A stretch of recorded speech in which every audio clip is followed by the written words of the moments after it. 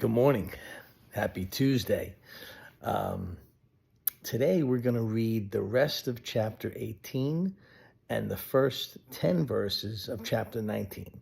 Seems like a weird breakup, and it is a little weird, but the length seems about right, and we're going to be much shorter on the video today. So let me ask you this. Have you ever experienced where someone, they tell you something, but you're just completely unable to receive it? Has that ever happened to you? So like you hear the words, but it somehow it doesn't register. Well, this section opens up with another example of Jesus not talking in coded language. He's putting it out there, except now he's not only telling them that he has to suffer terribly and rise again on the third day, but he's actually giving details. And it says that the disciples cannot receive this. It's interesting. And the language it says is that it was hidden from them. What do you do with that, right? Now, obviously, there's some mystery here. And we've talked about this. You know, there's other parts in the Bible in the affirmative where Jesus gives a lesson and then he says, "He who has ears to hear, let him hear." And we've said that we actually need the Holy Spirit to give us spiritual eyes, because we can hear something that Jesus teaches or read the Bible and just be lost. And we actually need the help of the Spirit of God to breathe life into it and make it alive within us where we could see it. Here you see the opposite of that, where it says that the disciples could not see it. They couldn't take it in. Now, is this because they don't want to see it? Maybe. But I do think it's interesting that there is this mystery that God participates in our ability to see. And then there's points where we're blinded to some of these things. So it's very humbling. But they can't take it in. So now Jesus, from just mentioning that, the scene changes, and now they're traveling, and the disciples are following, and here's the crowds, and people are kind of calling out, and they're passing a blind beggar who is completely to the side, and somehow he becomes aware, maybe from the buzz of the crowd, that Jesus is passing, and he starts screaming, "Lord, have mercy on me." And they're basically telling him to shut up, pipe down, right? You're not important. They're marginalizing him, like, pipe down.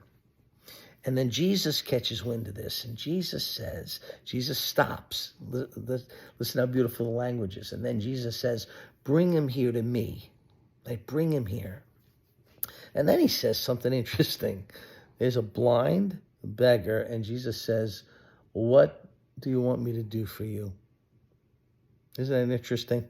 So he heals the blind beggar. He gives him his sight back. He says, "I want to see." But then after he gives him his sight back, Jesus says, "Now come and follow me." And the blind beggar comes and follows.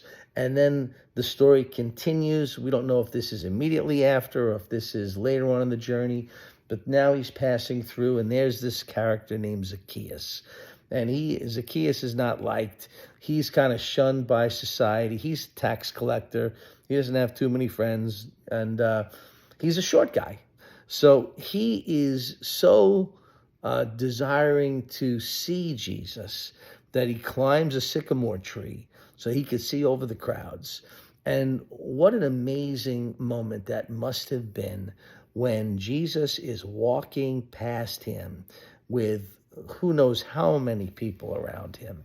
And Jesus stops, looks up in the tree, and he says, "Hey, Zacchaeus, you come down from that tree. I need to go to your house for dinner tonight." Wow. And of course, as you can imagine, once again, this is not good in terms of the eyes of the Pharisees and the religious leaders. They're very critical. So these are the two stories. And the thing that I want us to see here is, first, Jesus isn't a traveling magic show, right? Now, some people treated him like that. There were people that were interested in a free meal. There were others maybe that wanted just a provocative TED talk. Maybe they wanted to see a magic event, but they really had, half-hearted interests. They had no interest in becoming his disciple. Most, I would say. And then there's a select few, and this is, I think, what Luke is trying to draw out. There's a select few who are actually seeking Jesus. Yes, they're seeking to be relieved from bondage in some area of their life, but they're actually seeking him. And they have a deep need, whether it's physical blindness and poverty in the first case, or societal rejection and shame in the second case with Zacchaeus. And what's important to note is that Jesus doesn't just heal them. Jesus is not a genie in a bottle. Yes, Jesus heals them. But then, after he heals them, he calls them to follow. So what's the lesson? Has Jesus healed you? Right? Or what has Jesus healed you from? Where have you seen Jesus alive in your life? Is it physical? Is it emotional? Is it spiritual? Is it psychological? Is it happening now in this process of going through these 40 days of reading? I don't know what Jesus is up to in your life, but I would ask the same question that Jesus would ask. What do you want him to do for you? Pretty interesting section, right? Jesus asks you that question. What would you like me to do for you? Okay. And I thank you for being a part of this 40 days. I trust that God is working in each of us. It's been a blessing to me getting up so early, and it's really early today, and preparing. It has ministered to me, and I hope it's ministered to you. So hear the question of Jesus even early this morning, when he says, what would you like me to do for you? Okay? And keep leaning in, keep seeking, and keep praying. I'll talk to you guys tomorrow.